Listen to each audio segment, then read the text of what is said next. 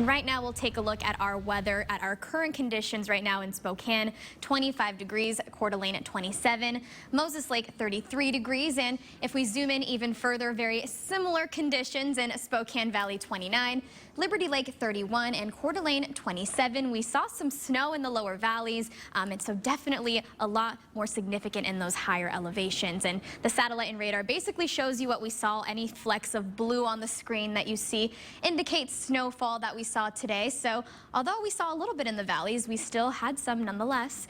And taking a look at today's highs, though, what are we looking like for our highs today? In Spokane, 28 degrees, Coeur d'Alene at 35, Moses Lake 39, so some high 30s.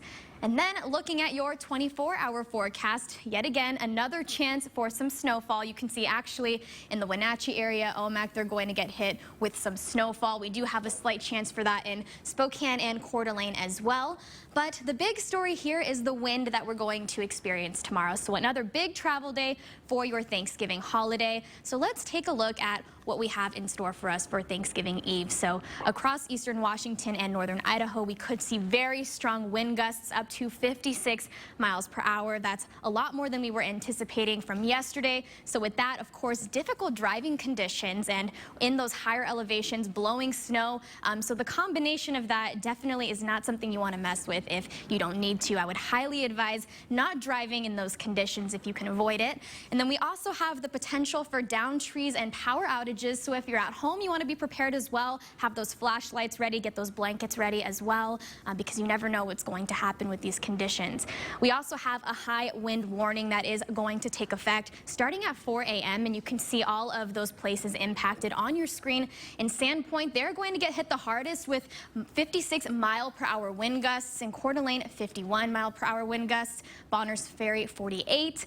And then we also have a wind advisory to talk about as well. This isn't as severe, but we still have the possibility for some damage as well. In Spokane, 46 mile per hour winds. Moses Lake, 45. Omak, 48. So not something to mess around with. We want to be careful and just be prepared for that, especially because we're so close to the holidays.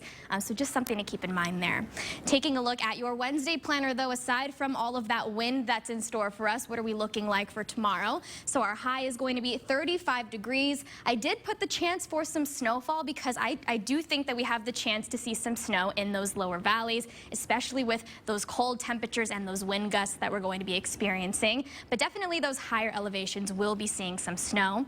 Taking a look at tonight's lows, we are going to drop down even more, but not too much. We actually weren't too high today in terms of our temperatures. So in Spokane Valley, 25 degrees is going to be our low. In Coeur d'Alene, 26. Moses Lake, 29. So we're actually at our low right now here in Spokane.